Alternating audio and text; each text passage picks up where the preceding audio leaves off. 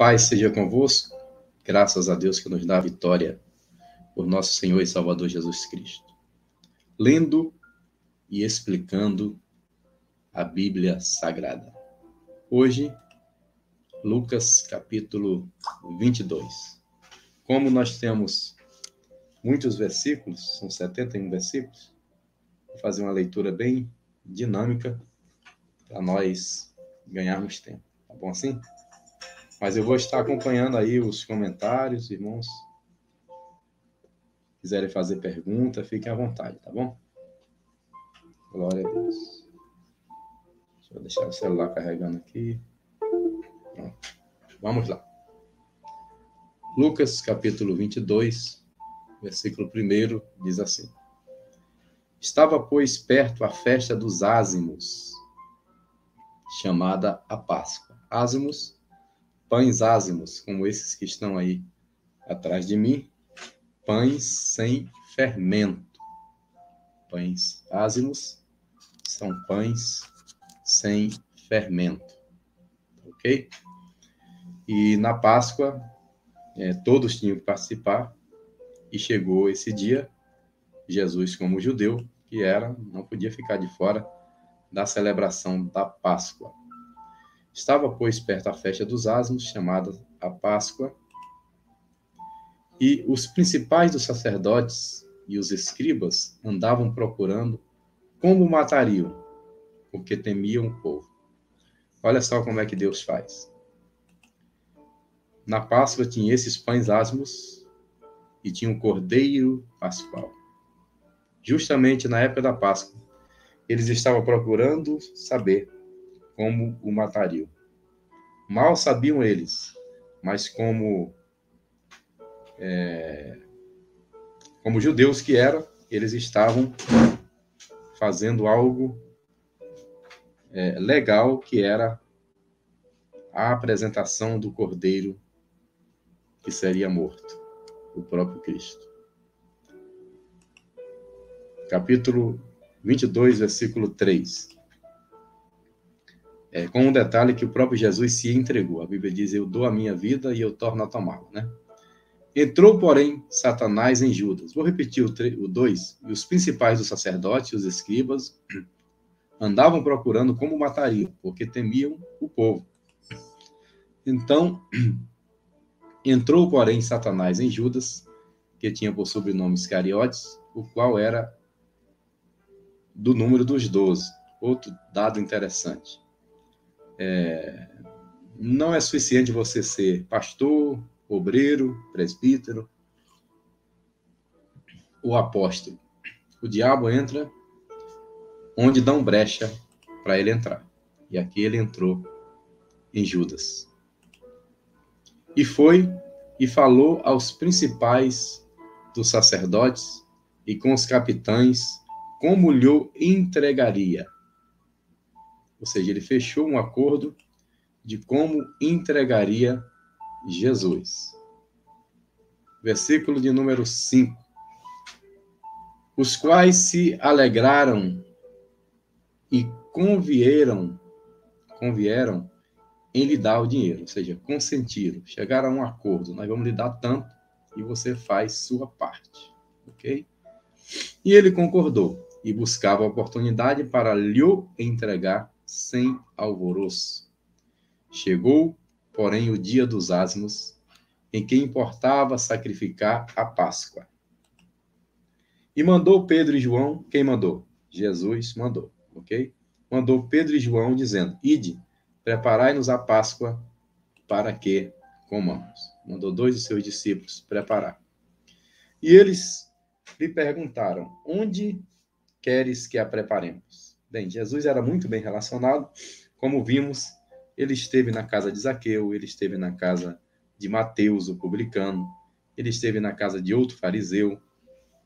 Então, Jesus tinha algumas pessoas que ele podia dizer, olha, eu quero celebrar a Páscoa na tua casa, e a pessoa ia recebê-lo com muita alegria, né? Era um privilégio.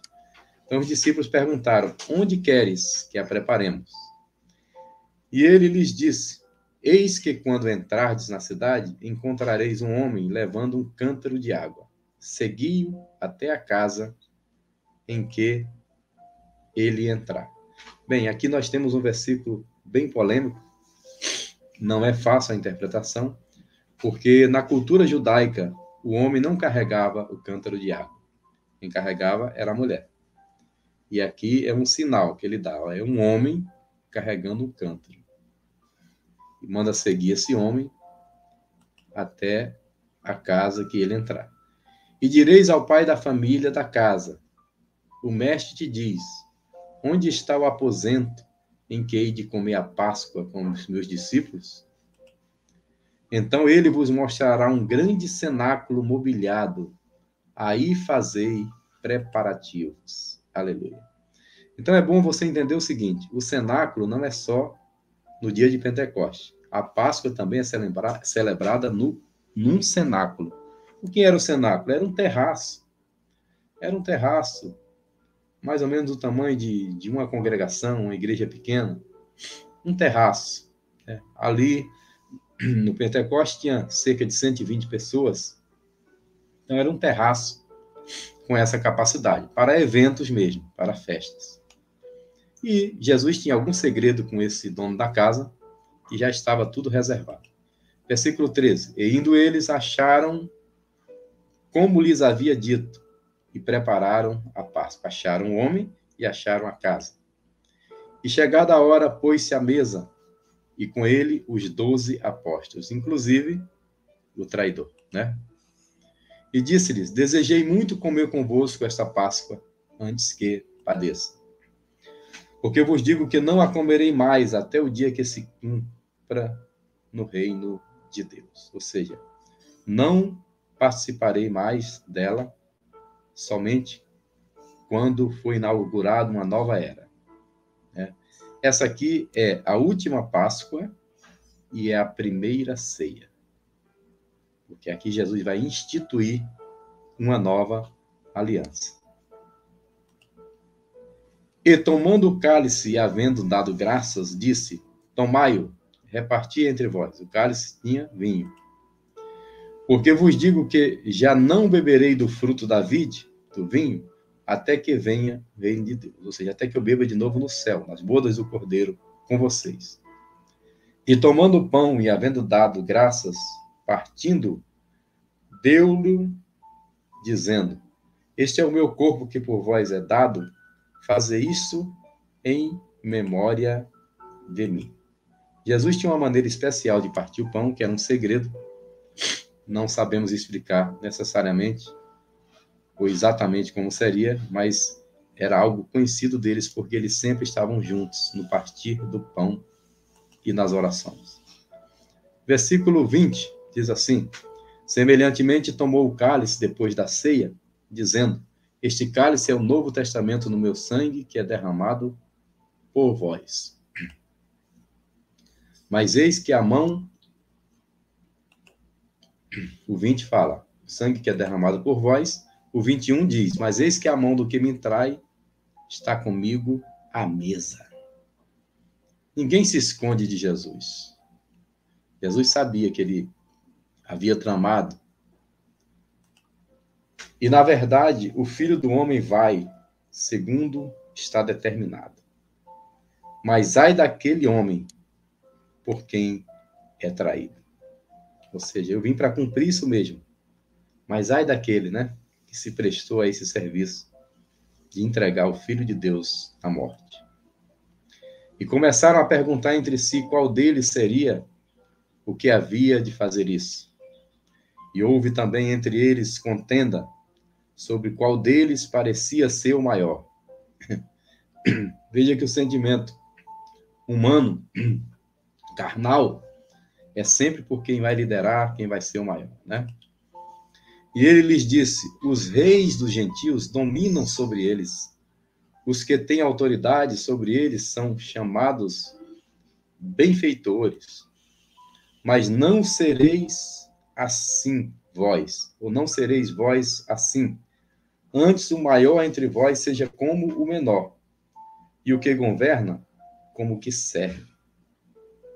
Quer governar bem, quer servir a Jesus, quer fazer a vontade do Senhor, sirva. É o exemplo que Jesus está dando. Pois qual é maior? Quem está à mesa ou quem serve? Porventura não é quem está à mesa? Eu, porém, entre vós, sou como aquele que serve. Jesus está dizendo, eu vou dar o exemplo para vocês não pensarem em fazer diferente. Eu sou como aquele que serve. E vós sois o que tendes permanecido comigo nas minhas tentações. Eu vos destino o reino que o Pai me deu, eu estou destinando a vocês, como meu Pai me destinou, para que comais e bebais à minha mesa no meu reino, e vos assenteis sobre tronos, julgando as 12 tribos de Israel. Aqui você tem uma promessa específica, né, para os 12 apóstolos, dizendo que eles, os 12 são judeus, ok? Os 12 são judeus, e eles terão, no reino dos céus, a missão de julgar as 12 tribos de Israel. Disse também o Senhor, Simão, Simão, eis que Satanás vos pediu para cirandar como trigo. Quem acompanha as aulas sabe que eu já falei várias vezes. Quando chama o nome 2 vezes, depois vem cajado. Simão, Simão, Marta, Marta, Moisés, Moisés, Saulo, Saulo, porque me persegues. Então, Simão, Simão é a advertência. Simão é cana levada pelo vento. Jesus mudou o nome dele para Petros, pedra, ou Cefas em aramaico, mas agora Jesus chama ele de Simão, porque Simão é cana levada pelo vento, Simão é vacilão. E ele está dizendo, olha, Satanás pediu para cirandar na tua vida como trigo, mas eu roguei por ti, Simão, para que a tua fé não desfaleça. E tu, quando te converteres, confirma os teus irmãos. Então, primeiro ponto, Jesus está dizendo, Simão, eu sei que você é enrolado, você é fraco, você quer resolver tudo no braço, você é sanguíneo, né? João já é mais calmo, acho que todo João é calmo. Acho que eu herdei isso do João. Mas Simão era afobado, queria resolver no braço, né? E Jesus conhece muito bem Simão, sabe que ele tem falhas, mas sabe que ele tem virtudes. Jesus não chamou Simão por causa das suas falhas, mas por causa das suas virtudes. Nunca despreze alguém, maltrate alguém ou desfaça de alguém por um erro, quando na verdade ele tem muitas virtudes para mostrar e para servir ao reino de Deus. Jesus orou por ele. E ele lhe disse, Senhor, Simão não acreditou muito não, falou, Senhor, deixa eu voltar aqui o versículo. Eu roguei ao Pai por ti para que a tua fé não desfaleça. E tu, quando te converteres, confirma os teus irmãos. Esqueci de comentar essa parte. Quando te converteres, o cara era apóstolo, estava aos pés de Jesus 3 anos. E Jesus está dizendo para ele, quando te converteres. Tem gente que está na igreja há 10 anos, 20 anos, mas precisa se converter. E ele lhe disse, Senhor, estou pronto a ir contigo até a prisão e a morte. Mas ele disse, digo-te, Pedro, que não cantará hoje o galo, antes que 3 vezes negues que me conhece. Duro e forte, né? E disse-lhes, agora ele disse para todos, os 12, quando vos mandei sem bolsa, alforge ou alparcas, faltou-vos porventura alguma coisa? Eles responderam, nada, faltou nada. Disse-lhe, pois, mas agora, aquele que tiver bolsa, tome-a. Agora a missão é diferente. Aliás, eu expliquei para vocês que a missão dos 70 de Lucas 10 não tem nada a ver com o evangelismo que nós fazemos hoje. É uma semelhança. Mas ali eles estavam anunciando que o Jesus estava para passar ali. Tá? É claro que hoje nós evangelizamos da mesma forma, dizendo que Jesus está para vir. Tem semelhança, mas não era a mesma coisa. Eles estavam igual João Batista, preparando o ambiente para que recebessem o Messias. Então agora ele diz, agora a missão é diferente. Quem tiver bolsa, tome-a, como também o alforge E o que não tem espada, venda a sua capa e compre-a. Ou seja, compre uma espada. Compre uma arma. Jesus está falando isso. Porquanto vos digo que importa que em mim se cumpra aquilo que está escrito. E com os malfeitores foi contado. Porque o que está escrito de mim terá cumprimento. Bem, já que eles estão me acusando, né? Eles têm que encontrar em mim motivo para aprender. Compre uma espada também. E eles disseram, Senhor, eis aqui 2 espadas. E ele lhes disse, tá bom, basta. E saindo foi, como costumava, para o Monte das Oliveiras.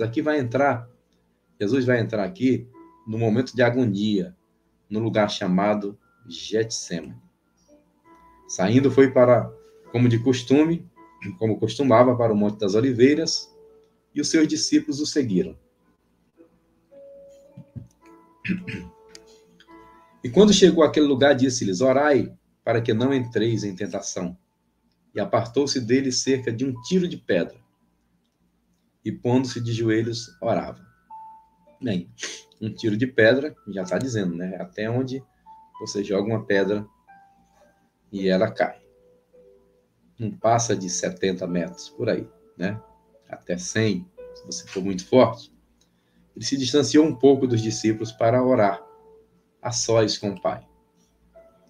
E ele disse, dizendo, Pai, se queres, passa de mim este cálice. Todavia não se faça a minha vontade, mas a tua. Aqui, esse cálice aqui, olhem para esse copo.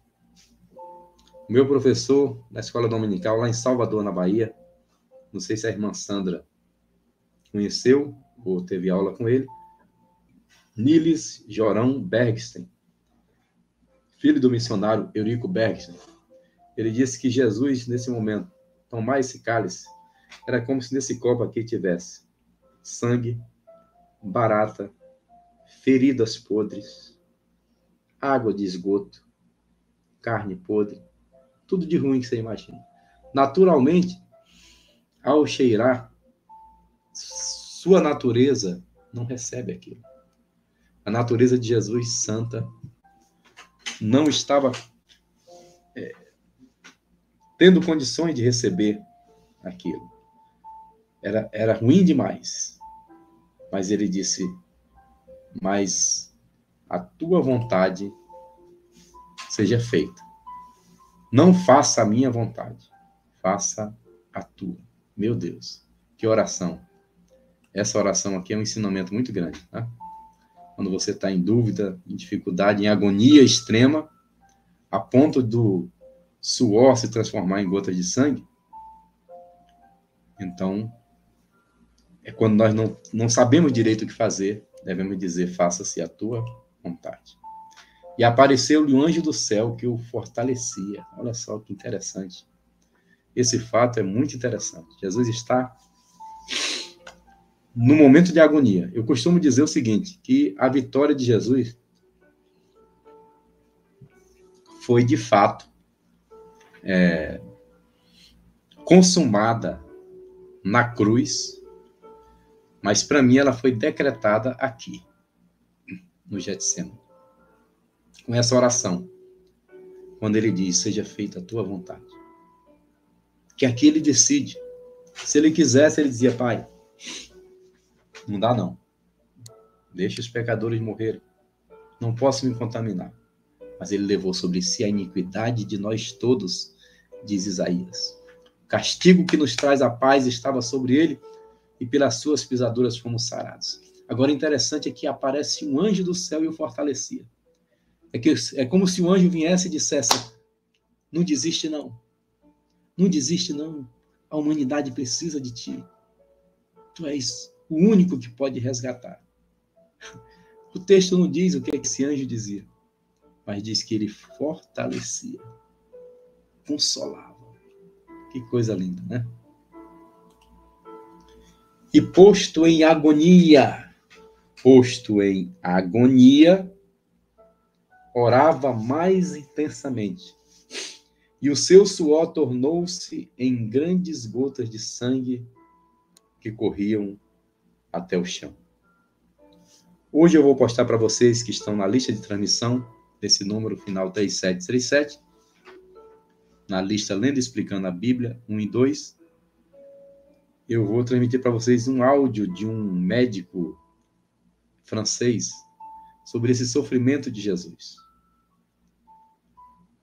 Por que só Lucas explica que o seu suor se transformou em grandes gotas de sangue?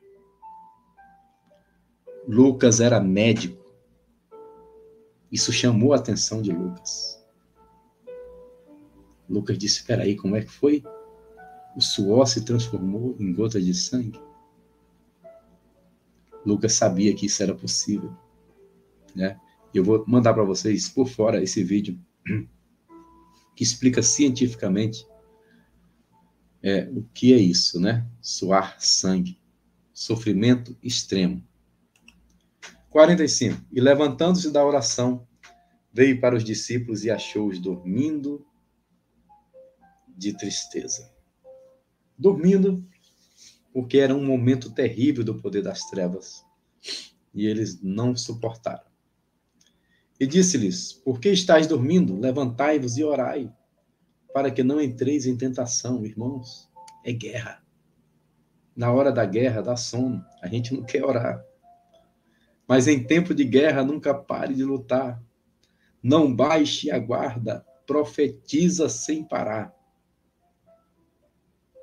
Levanta e ora, para que não entreis em tentação. Estando ele ainda a falar, surgiu uma multidão. E um dos 12, olha ele aí, que se chamava Judas, ia adiante dela. Chegou-se a Jesus para o beijar. Olha, primeira coisa, Judas chegou ali porque ele sabia que ele sempre ia ao monte orar. Segunda coisa, Jesus precisou ser beijado por Judas para ser reconhecido. Então, isso significa que Jesus era um do povo. Ele era igual aos outros. Ele não tinha uma capa de papa, de bispo ou de pastor-presidente, que seja. Ele estava vestido igual aos outros, senão não precisava Judas o beijar. Ok? 48. E Jesus lhe disse, Judas, com um beijo traz o filho do homem? E vendo os que estavam com ele, que ia suceder, disseram-lhe, Senhor, feriremos a espada?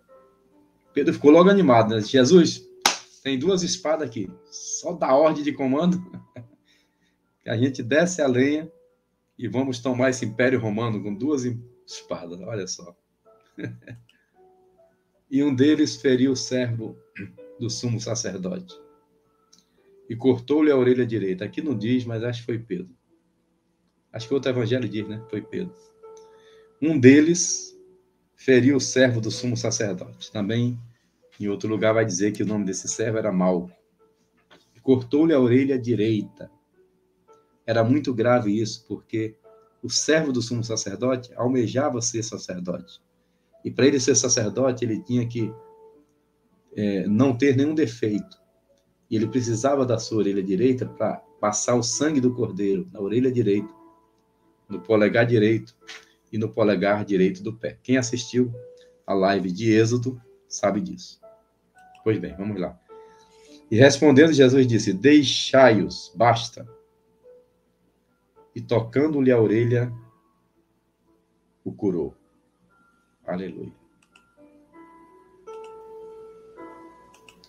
Tocando a orelha, curou. 52. E disse-lhe Jesus aos principais dos sacerdotes e capitães do templo e anciãos que tinham ido ter com ele. Saístes, que vergonha, né? Saístes como um salteador, com espada e varapaus. Tenho estado todos os dias convosco no templo, e não estendestes as mãos contra mim, mas esta é a vossa hora e o poder das trevas. tem uma hora que Deus permite as trevas vencerem para que a luz tenha uma vitória maior mais na frente. Então, prendendo-o, o levaram e puseram em casa do sumo sacerdote. E Pedro seguia-o de longe. Não era o Pedro que ia até a morte? É, mas ele estava seguindo de longe. O salmista disse: a minha alma te segue de perto. Pedro já começou a negar que ele estava seguindo de longe. E, havendo-se acendido fogo no meio do pátio, estando todos sentados, assentou-se Pedro entre eles. E como certa criada, vendo-o estar sentado ao fogo, pusesse os olhos nele, diz: este também estava com ele. Eita, isso aqui nessa hora, irmão. A empregada era uma serviçal, uma garçonete. Ela resolveu entregar Pedro. Esse também estava com ele. Certamente todos olharam para Pedro. Porém, ele negou, dizendo: mulher, não o conheço. Primeira vez.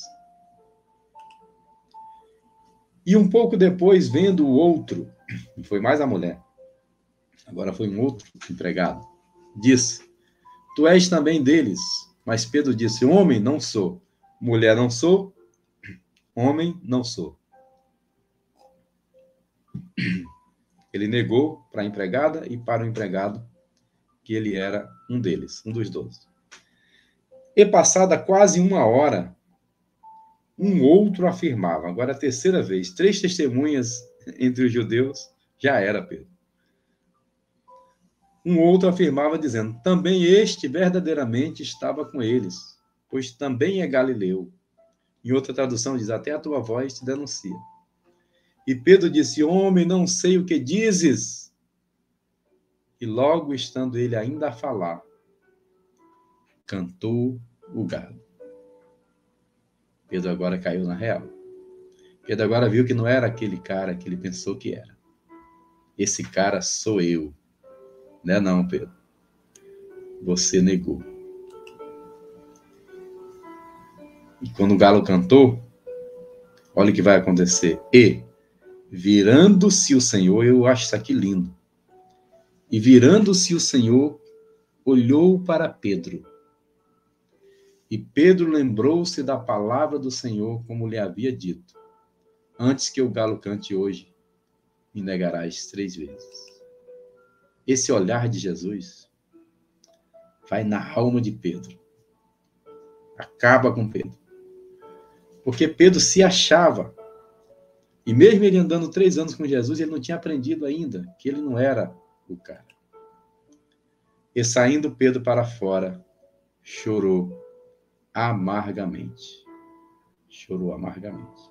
Porque agora ele viu que ele não tinha força para enfrentar o Império Romano, que ele era fraco, ele negou, ele não teve coragem. E os homens que detinham Jesus zombaram dele, ferindo. Aqui mudou a cena para Jesus. Pedro, ninguém nem ligou. Deixou ele para lá. Ali era Jesus tratando com ele. E nós vamos ver lá em João 21, que Jesus o restaura justamente à beira de uma fogueira, trazendo à memória, isso é cura interior, trazendo à memória esse momento que ele pecou à beira da fogueira. E voltando-se, vendando-lhe os olhos, aqui a cena mudou para Jesus. Deixa eu voltar aqui. No 63, os homens que detinham Jesus zombaram dele, ferindo, e vendando-lhe os olhos, feriam-no no rosto, ou seja, bofetada, murro, tapa, e perguntavam-lhe, dizendo: profetiza, quem é que te feriu?